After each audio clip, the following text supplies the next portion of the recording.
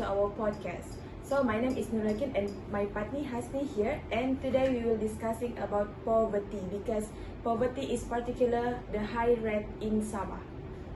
That's right. Poverty remains a major social and economic challenge despite Malaysia's development over the years.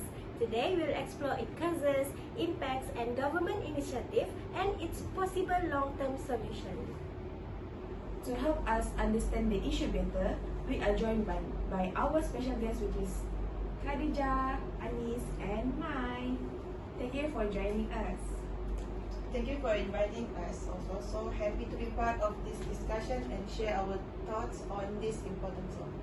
Great, let's begin our first question.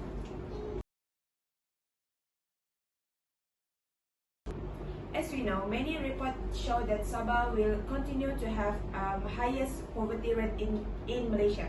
So what do you think about these cases? Hi everyone, so my name is Maisara Aryani. Before I start, I would like to give a statistic which is according to 2026 New Straits Times article, over 1.2 million Malaysians continue to live in poverty. So, however, Sabah having a large number of poor households. So, this shows that despite many of the government effort to improve the economy and also give the individual financial support, poverty is still a serious issue, especially in Sabah. So, to answer the question just now, the poverty in Sabah, it's happened due to combination of factors such as historical, geographical, economical, and other development factors. For example, in Sabah population, most of them live in a rural areas such as Tongod, Pitas, Nabawan, and also Beluran. So these communities are located very far from the major economic center, and they have a limited access to road, healthcare, and the employment opportunity. So because of this, they have a difficult to improve their income level and also access to the essential services. That's a good point, right? I agree that geographical isolation is one of the major factors contributing to poverty in Sabah. In addition to that, Sabah's economy is still heavily offer lower wages and less stable income compared to jobs in manufacturing and technology-based industry.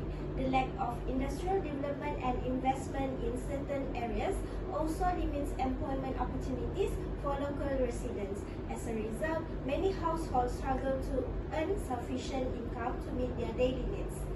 Furthermore, limited access to quality education and skills training makes it more difficult for people to secure higher paying jobs, creating a cycle of poverty that can continue across generations.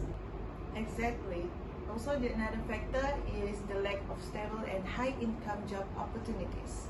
Many Sabahan work in agriculture, fisheries, and plantations, which often provide low and inconsistent incomes. In addition, limited access to quality educations and skills training make it harder for people to secure better paying jobs, contributing to the state's high poverty rate. Moreover, although in Sabah is rich in natural resources, the benefits of economic growth have not always been distributed evenly across all the communities. I agree with you, Khadija. But do you think the government and organization already have enough effort to solve the problem? What can be done to help people living in poverty, especially in Sabah? I agree with both of you. Another reason that development is not evenly distributed across Sabah, while some urban areas are growing quickly and many rural areas still lack proper infrastructure and basic facility. For example, some villages have a limited road access, making it difficult for residents to travel to school, hospital, and workplace. Just like what Maisara said. In certain areas, poor internet connectivity also restricts access to online education, job opportunity, and business activity. That's interesting, Anis. I think your point about uneven development is very important. When infrastructure, education, healthcare, and economic opportunities are concentrated in urban areas, rural communities are often left behind. This creates a gap in living standards and limits the ability of rural residents to improve their income and quality of life. Therefore, Sabah's high poverty rate is not caused by a single issue, but by a combination of geographical challenges, limited job opportunities, depends on low-income sector, and unequal development. To effectively reduce poverty, these issues need to be addressed together through long-term and inclusive development strategies. So let's move to the second question. Education is often described as the key for escaping poverty. How important do you guys think this education can breaking the poverty cycle? For me, education is extremely important because it gives individuals the knowledge, the skills, and opportunities needed to improve their quality of life. So in today's economy, education is no longer limited to academic qualification only, but it is also for digital literacy, technical skills, and lifelong learning are becoming increasingly important. Many employers now seek workers who can adapt to technology and changing industry demands. Therefore, access to quality education and skills training can help individuals secure better paying job, increase their income, and reduce their risk of remaining in poverty. In the long term, education also benefits in the future generations. Why? Because as educated parents are more likely to invest their children's education and well-being. I completely agree. Students who receive quality education are generally more competitive in the job market. However, some people argue that even graduates face difficulty to finding job. So does the suggestion education isn't enough? I think that was a fair argument. Education was very important, but education alone cannot solve a poverty. Even if someone has a good education, they still need a job opportunity and strong economy to apply their skills. For example, some graduates may struggle to find jobs that match their qualification. That's why education must be supported by economic growth and more employment opportunity. When both working together, people have a better chance to improving their life. So the real solution is creating a balance between education and economic development. Exactly. So poverty cannot be reduced through education alone and economic development because both of these must progress together. Just like what Anis said before, education, it will help to equip people with knowledge, skill, and also qualification. But this benefit can only be fully realized when there's sufficient economic opportunities available, especially in Sabah. Because for example, if a student, they complete the secondary school or earn a degree, but if the local economy does not generate enough quality job and also give enough basic salary, the individual may still face unemployment or underemployment, especially in Kota Kinabalu, in Sabah area. So in these cases, education can help to improve the human capital, but the economic environment limits its impact on the poverty reduction. That makes sense. Education opens doors, but opportunities must exist behind the doors. For the third question, government has introduced many AIDS programs. So why do you think some communities still struggle to receive assistance? I think one challenge is some communities still struggle to receive assistance because of uneven access to information and services. In certain rural or interior areas, government support systems are not always physically close, and communication channels may not reach everyone effectively.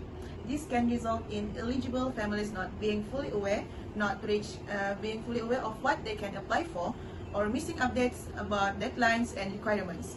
Even when programs are widely promoted at national level, the information does not always reach the ground in a timely or clear way. I agree with your point. In addition, another challenge is the complexity of the application process. Some assistance programs require many documents, verification steps, and repeated visits to government offices, which can be difficult for people living in remote areas. This discourages some eligible families from applying even when they really need help. Therefore, simplifying procedures and improving accessibility could help ensure that assistance reaches more targeted communities effectively. Yes, from what I can see, I believe also another challenge is like an accurate or outdated household data can also be a challenge. Because if the government reports are not updated regularly, some families who genuinely need assistance may be excluded, especially from the AID program. For example, the Mike Sarah and also Mike Kasih program. So while others who are no longer qualified may continue to receive this kind of support. This reduces the effectiveness of the government assistance. Do you think the bureaucracy is another issue? Definitely. Bureaucratic procedure can sometimes make it difficult to people to apply for assistance. Some programs require multiple documents, lengthened application process, or frequent visit to government office. For individuals living in remote area, this requirement can become significant barrier. In addition, there are delays in processing application or difficulty in identifying the most deserving recipients. In some cases, information about assistance program may not reach a rural area quickly enough. Therefore, simplifying procedure and improving communication channel could help ensure that aid reach those who need it most. That's a good point. I also think another issue is data accuracy and coordination between agencies. Sometimes outdated information or weak communication between departments causes eligible people to be left out. In addition, reaching rural and remote areas can be difficult due to poor infrastructure and limited access. So, improving data system and strengthening delivery channels are important to ensure assistance reaches those who truly need it. As we come to end the discussion, so what message would you like to share with Malaysians? Okay, so last point from me is that poverty is not just a responsibility of the government, but it is a national issue that requires the collective effort from all Malaysians. Every individual deserves access to basic necessities like quality education, healthcare, and opportunity for a better future. Malaysians should recognize that reducing poverty is an investment for the country's future. So by addressing poverty together, Malaysia can have a create a nation where every individual has opportunity to succeed and contribute meaningfully to society. I agree with Mike. I would also like to add that tackling poverty requires empathy and awareness from all levels of society. Many people may not realize the daily struggles faced by low-income families, especially in rural areas where access to basic needs is limited. While for me, poverty is not academic issue but also social responsibility that affect the well-being for entire nation.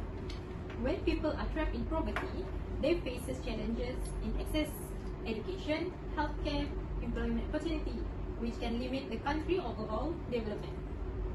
Therefore, every stakeholder, including the government, private sector, non-governmental organization, and society, must work together to create opportunity to all Malaysians by supporting policy and initiatives that reduce inequality and improve access to essential services. We can help build a more and equitable future for everyone. So to sum up, poverty is not just a personal struggle, but a national issue that affects Malaysia's future as a whole. It limits opportunities, reduces potential, and slows down overall development. That is why addressing it requires consistent effort, not just short-term solutions. With a better awareness, stronger policies, and collective responsibilities for all Malaysians, we can move toward more equal and sustainable society where everyone has a fair chance to succeed. Well said, everyone. Your message reminds us to reduce the poverty require the effort, and not only the government but also every member of society. Thank you for sharing your insight with us today.